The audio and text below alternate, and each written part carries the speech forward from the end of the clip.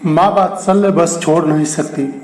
उसे इस बात का मोह है कि बच्चा बड़ा होकर घर गृहस्थी चलाएगा, धन कमाएगा, नाती पोतों का सुख मिलेगा और मेरे अंतःकरण में धर्म, जाति और संस्कृति की रक्षा का सवाल घूमता है। उसके लिए स्वाधीन होने की आवश्यकता है। समाज सेवा के लिए यदि अब भी कोई ज्वलंत ज्ञान ज्योति लेकर सामने नहीं आता तो हमारी वैदिक संस्कृति की रक्षा कैसे होगी। हे प्रभु, हे परमात्मा, मुझे बल दो, बुद्धि दो, शक्ति दो, ज्ञान दो और दिशा दो, ताकि पीड़ित मानवता और उत्पीड़ित सत्य एवं धर्म को विनाश से बचा सकूं, प्रकाश दे सकूं। यह प्रश्न एक बालक के मन में आज से कई दिन से प्रखर वेग के साथ घूम रहे हैं। बच्चे ने कई बार माँ से आज्ञा मांगी, माँ मुझे समाज सेवा के लिए उन्मुक्त कर दो। माँ ने उत्तर दिया, बेटा अभी तो तू छोटा है, अज्ञानी है, अभी तेरी उम्र ही क्या हुई है। ब्याह शादी हो, फिर बच्चे हो, मेरी तरह बुढ़ा हो, तब समाज सेवा भी कर लेना। नहीं माँ, बूढ़े हो जाने पर शक्ति थक जाती है, उत्साह मंद पड़ जाता है, तब सेवा कार्य नहीं आत्म कल्याण की साधना हो सकती है। पर आज तो अपने धर्म, जातीय गौरव और पितामह ऋषियों के ज्ञान की सुरक्षा का प्रश्न है। माँ, वह कार्य अभी पूरा हो सकता है, तू मुझे उन्मुक्त कर। सैकड़ों लाखों माताओं की रक्षा, बालकों को अज्ञान और आडंबर के महापाप से बचाने के लिए यदि तुझे अपने बेटे का बलिदान करना पड़े तो क्या तुझे प्रसन्नता नहीं होगी। बालक माँ के पास पहुंचा। माँ, आज सुमोती अमावस्या है, हमारी इच्छा है कि आज पवित्र अलवाई में स्नान कर रहा है। हाँ हाँ बेटा, चल, मैं शहर चल रही हूँ। ऐसा पुण्य सुयोग जाने कब बन पड़े। माँ बेटे नदी की ओर चल पड़े। माँ इसलिए खुश थी कि बच्चे का हाथ दूर हुआ और बच्चा इसलिए खुश था कि अब अपने उद्देश्य की पूर्ति, समाज सेवा के व्रत के लिए उन्मुक्त वातावरण मिल जाएगा। माँ उस रहस्यपूर्ण मुस्कान में भी अपनी विजय को निहार रही थी। दोनों स्नान करने लगे। माँ किनारे पर थी पर बच्चा बीच बहाव की ओर तैर गया। 2 क्षण ही गुजरे थे कि बालक चिल्लाया, माँ मुझे मगर ने पकड़ लिया। कभी वह डुबकी लगा जाते, कभी उछल कर ऊपर आ जाते, फिर चिल्लाते, माँ मुझे मगर घसीट कर लिए जा रहा है, जल्दी से कोई प्रयत्न करो, अन्यथा अब जीवन असंभव है। माँ रोने लगी। चिल्लाने के अतिरिक्त क्या कर सकती थी, बचाने वाला कोई भी तो न था। बच्चे ने फिर पुकारा, माँ अब तो मेरी रक्षा भगवान शंकर ही कर सकते हैं, वह आशुतोष हैं, तू जल्दी ही मुझे उनको समर्पित कर दे, तभी जीवन सुरक्षा हो सकती है, अन्यथा मैं तो चला। और यह कहकर जैसे ही वह पुनः डुबकी लगाने को हुए, माँ ने आंसू बहाते हुए कहा, मैं इस बालक को शंकर भगवान को अर्पण करती हूँ।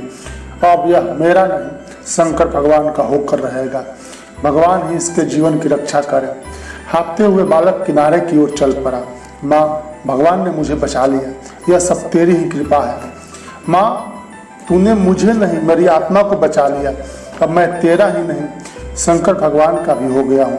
सो तेरी ही नहीं, उनकी भी, उनके संसार की भी सेवा करूँगा। बच्चे ने कपड़े पहने और माँ से विदा मांगी। माँ रो पड़ी, बेटे क्या आज ही चला जाएगा। हाँ माँ, अब तो मैं भगवान का हो गया, अब मुझे गृहस्थ में नहीं जाना चाहिए। मोह त्याग कर, प्रसन्नता अनुभव कर, तेरा बच्चा महान कार्य के लिए जा रहा है। धर्म और जाति के उद्धार का व्रत लिया है मैंने। माँ, क्या उससे तुझे शांति और संतोष न होगा। अवश्य होगा बेटा।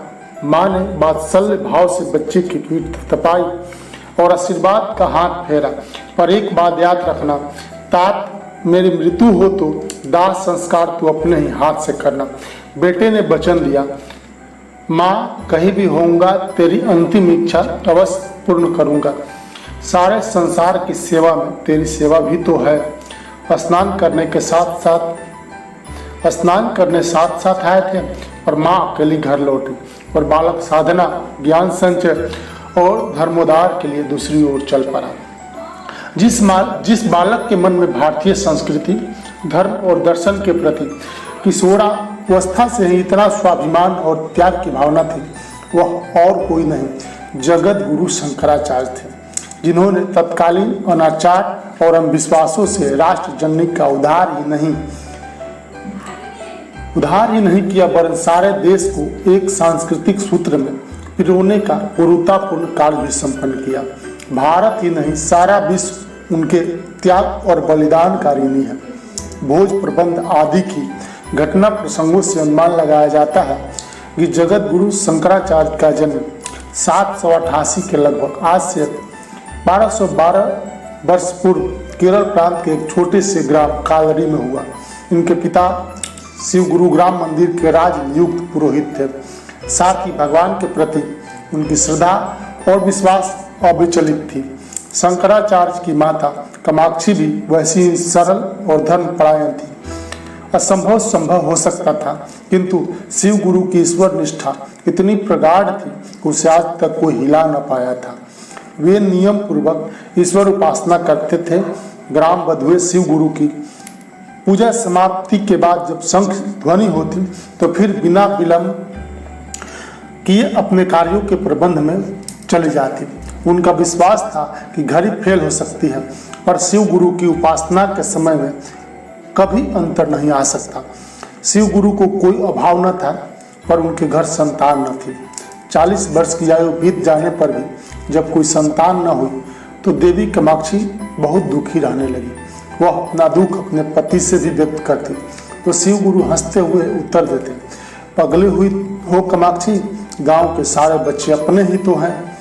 इनकी खुशी में क्या परमात्मा की मुस्कान नहीं दिखाई देती?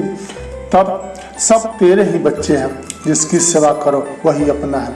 फिर कमी किस बात की, जब सारा संसार ही अपना है, सब बच्चे अपने ही तो है। नारी हृदय तो आखिर नारी हृदय ही ठहरा। कामाक्षी को संतोष न हुआ, और शिव गुरु को तो भगवान के विधान पर आस्था थी। वह जब कभी भगवान शिव की प्रतिमा के सामने जाते और निसंतान होने की बात उनके मन में आती थी तो वह यही कहते, भगवान यदि देना हो तो कोई ऐसी संतान देना जो संस्कारवान हो, लोक मंगल के लिए जो आत्म सुखों का बलिदान दे सके, जिसके अंतःकरण में धर्म और मानवता के प्रति सच्ची आस्था हो, जो निस्वार्थ भाव से लोक सेवा कर सके। यदि ऐसा संभव न हो तो मुझे निसंतान ही रखना। सच्ची और निस्वार्थ आकांक्षा कभी अधूरी नहीं रहती। बालक शंकर का जन्म इस बात का प्रत्यक्ष प्रमाण है। शिव गुरु की जैसी आकांक्षा थी वैसा ही उनका शुद्ध और पवित्र व्यक्तित्व जीवन भी था। संस्कार युक्त वातावरण में संस्कारवान एवं प्रतिभाशाली आत्माएं जन्म लेती हैं। फिर यदि शिव गुरु का मनोरथ भी इसी तरह पूर्ण हुआ हो तो उसमें कोई आश्चर्य की बात नहीं। क्रमशः अगले अंक में